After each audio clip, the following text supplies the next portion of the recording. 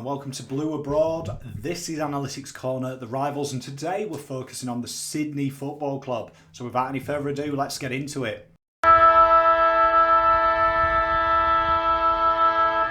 So 2019 was a year of upheaval for the Swans, as the ninth most experienced side in the competition lost over 1,000 games of experience at the end of the year, with the retirements of stalwarts McVeigh, Jack, Grundy and Nick Smith.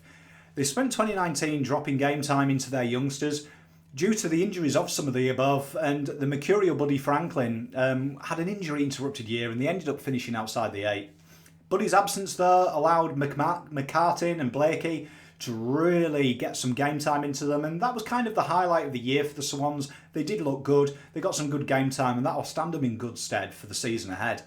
Tom Papley was outstanding as always, booting 37 goals for them, and it was a worry really that outside of that, only Reid kicked more goals than 10 games Buddy Franklin, with a host of other players kicking in their 20s.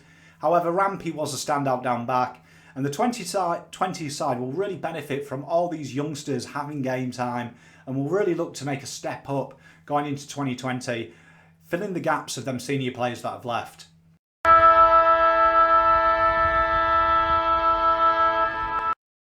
That being said about the new guys, let's have a look at what they brought in. So, we've got Caden Brand came in from Hawthorn Football Club.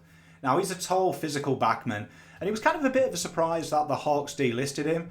He was a physical athlete, and his presence in the Hawks AFL side last year really was prevalent. He has worked on his game really hard and has impressed the coaching staff throughout last year. It was a big talk from the coaching staff at Hawthorn of how much he's developed his game. He's got a really good eye for a mark and he reads it very well in the air. And he's equally skilled as a lockdown defender, all that free floating well that's becoming very niche in the AFL, of just looking at the interceptor. He looks to take the ball on, he looks to take the game on, and he isn't afraid of really looking to break lines. We'll add some valuable backup down the back, and I would imagine we should see some game time from Caden around the year. In the delisted free agency, they also brought in another guy in Port Adelaide's Sam Gray. Now, he's a crafty forward, and he had a decent year by all standards down at Port, kicking 83 goals in 90-odd games for the Port side. He has a plethora of AFL experience and should fill the void that Dan Menzel never quite filled for them. Very good at ground level, quick feet, very keen eye for goal, and one of the most important things is he looks to bring players in and around it inside 50. Can float through the midfield as well. Great foil for Franklin, particularly Blakely up top, and will definitely add something of a problem for backlines when you think you mirror him up with Papley at the other end. Real good solid pickup, and I think he'll be a very important acquisition for Sydney. Lewis Taylor arrived at the trade period all the way from Brisbane, and this former rising star is a very, very good midfielder or forward. Kicked 88 goals in 112 games. Real is a key cog in any side, a player who can rotate through the midfield and average just under a goal a game. Combines an elite ability to find targets by foot with good hand skills, has a real good turn of pace and looks to really run hard with the ball at hand. Good all-round kicking game. He adds a new dynamic for the Swans in the midfield and allows them to play kind of a more free-flowing football that we don't really see at Sydney. It's more in line with the top 8, that style of football this guy will bring, and I think he'll be a staple for the Swans in the years to come. Very, very good footballer. Now, in the draft, they picked up young Dylan Stevens with their first pick. Complete midfielder already, and with all the talk about Rowell and Anderson, he probably kind of went under the radar for a lot of pundits. Has a huge engine, and he's got a real high skill limit as well, and when you mirror that with his ability to kick, he's got a supreme kick on him. He's very effective with his possessions as well, goes at a real high weight. Real solid acquisition. He looks an exciting talent, can play as well almost in any type of role you want him, whether you want him as just that wingman, that first receiver, or even across half forward. Probably has to strengthen his contested work, but the guy's a natural tackle beast as well. He puts pressure on, real tight tackle numbers. Should fit in from the off, and I reckon he's one to watch this year. Next up was talented backman Will Gould. Now, this guy I was super excited about. If you go back to our draft preview, I was super hot on this kid. He is a bull in every sense of the word. If you just take a look at him, the guy is literally an ox of a footballer. Now, in a kick-heavy league where metres gained is so important, this kid doesn't miss targets by foot. He's a metres gained machine, and he really reads the ball in the air well, so he looks to intercept the game. Most top sides now have that back pocket, that third defender who can really look to turn defence into attack, and this guy's got that ability in abundance. Really reads entries really well. Super composed on the ball as well, very good under pressure, and he's a natural leader.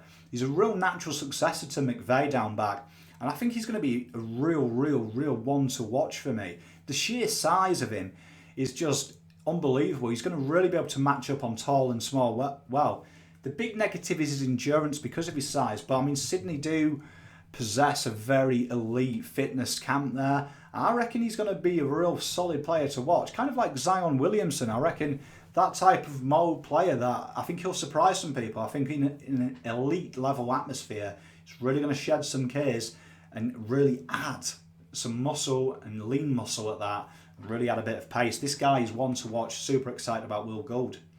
Elijah Taylor came in next. Now, this talented mid forward has football brains to burn, can break game open, looks to really take the game on, has a good eye for a pass, great vision, and he's just abundant of talent. Very evasive, and there's a lot of Tim Kelly vibes about him, really. When you look at his play, he can take a specky too and really looks to take the game on at every opportunity.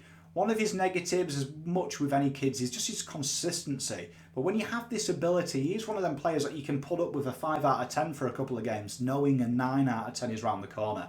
Because when he has a 9 out of 10 game, wow, the game is over. Very super player. Keep an eye out for him. I reckon he'll see some game time this year.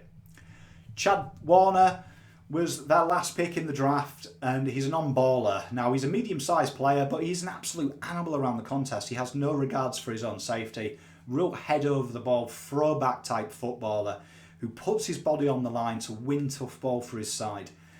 Lacks pace, but what he makes up for in pace is he's just a battering ram in contest. And it's a rare ability for a young footballer to be that headstrong. Clean hands in congestion and really looks to make the right decision. He makes right decisions under pressure, gets the ball out to the outside. With him lacking genuine pace, that is obviously one of his negatives. Oh, he's kind of one-dimensional as well with his foot. It's just one-sided, but keep an eye on this guy. This guy really does fit the bill. A lot of teams now have these players who might not be ox speed merchants, but they're tough to the ball. And with the outside talent Sydney are acquiring, should be a very valuable pickup. I'd definitely be looking forward to seeing what he develops at training with some of the excellent usage he's got to train with. In the rookie period, they picked up Brady Rowles, talented halfback who can also play on the wing, and he's an intriguing project for them. Tallest type wingman is super in vogue in the AFL world, and he's highly athletic and he's a very good reader of the football. Good jets, intercepts very well as well, and he has an absolute outstanding vertical leap. He's real rough though, he's very raw, and one of the negatives is he doesn't like the rough stuff, he doesn't like the contested things, and that's what you kind of expect with someone like. There has to be some negatives, but he has a lot of difference that really would make you excited if you're a Swans fan. Really follow his development in the State Football League, because I think with the right coaching he has enough rawness about him that could be an exciting acquisition.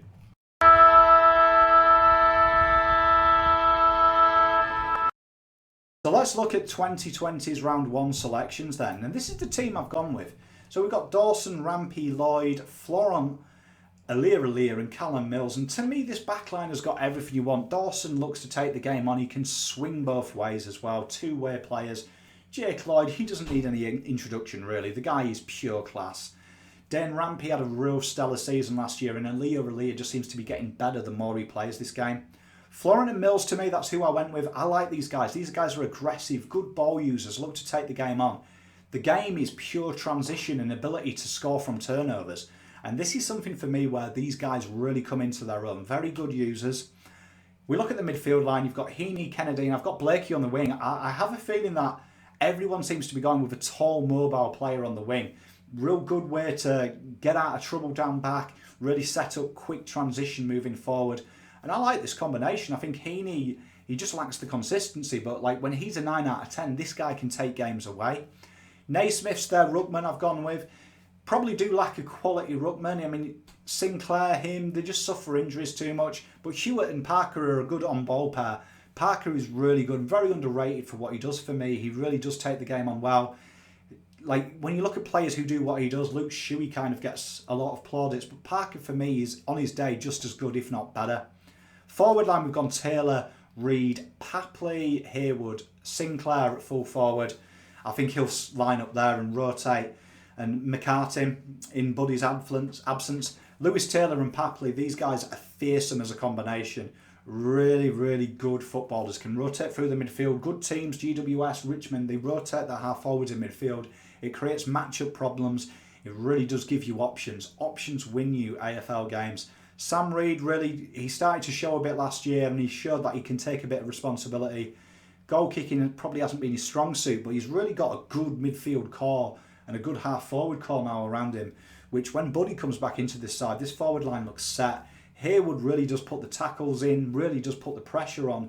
Sinclair, I like him up forward, he's a good target, he's very able. And McCartin, for me, he impressed me last year, and I think he'll only get better. I think when you slot Buddy into that team and he's fit and firing, this is a good forward line now, and that's something that Sydney struggled with last year, their ability to implement scoreboard pressure. Cunningham, Stevens, Gray and Gould, a lot of options on the pine there for me. And Gould, difficult matchup already. I think he's going to really be a very good acquisition. Dylan Stevens, I'm super excited about him. Sam Gray, you know, he gives you the cover on the wing, gives you the cover at half forward. Cunningham's just a workhorse, what all teams need. That player who puts in 6 out of 10 shifts, always gives you reliability. I think it's a solid 22 for me for Sydney. And if this team can stay fit and avoid injuries, it's always going to be in and around contests.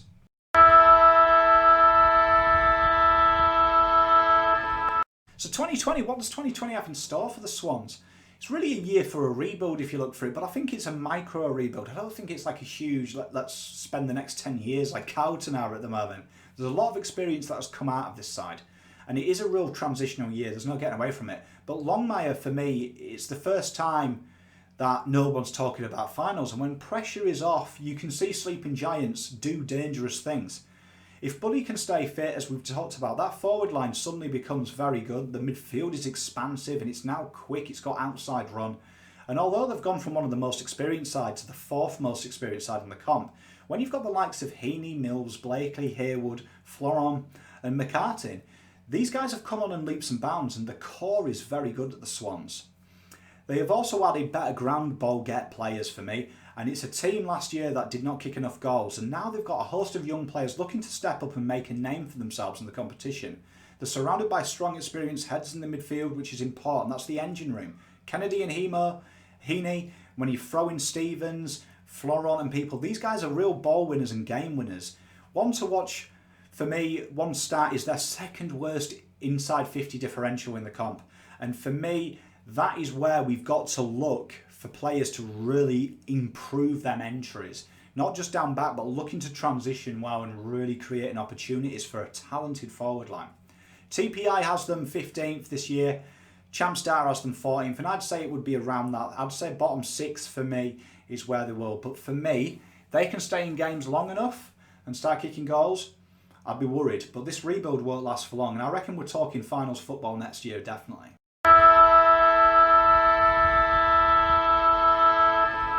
So my one to watch this year, we know I love doing this, and for me, Will Gould, I couldn't look beyond the guy.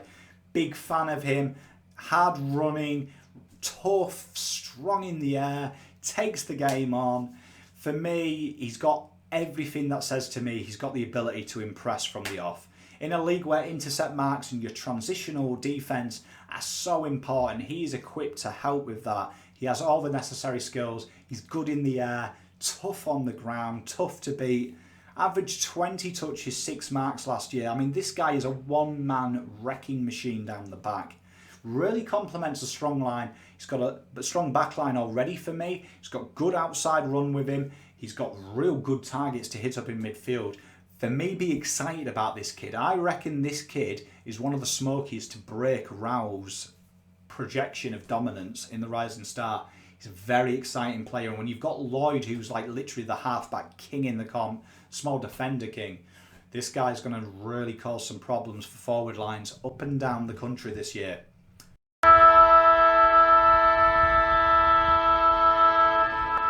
So how do you beat Sydney? Well, I mean, last year ground ball gets, the clearances and contested possessions, they dipped very, very dramatically for them. And it was a side that usually is synonymous with a rough, tough brand of football. But the way to do it is win contests, win ground ball gets, be hard to the footy. And it seems to unfold the Swans. Traditionally, teams have had strength at looking to the outside, overlapping runs, and really sniping centre clearances because of their lack of a quality ruckman. If you can win the centre clearances, you can control the football, you will dominate this side. And it has been proven throughout the year. Building pressure through the corridor and really looking to put pressure on that backline. That backline has come unstuck because of the pressure that's applied by not winning the tough stuff in the centre of the field. Sydney is a tough place to go though, and it's about making the SCG as fortress for them this year. It wins games at Sydney if you can do that, but if this side fires, it's going to be very tough. But that is the general benchmark of how you beat the Swans. As always, guys, thank you so much for watching. I wish the Swans the best of luck this year. The comp needs a strong Sydney for me, and I really wish you all the luck in the world, except when you play the mighty Navy Blues. Be sure to like and subscribe to the channel for more content, and if you enjoy it. And as always, guys, stay Navy Blue, folks. I'll see you soon.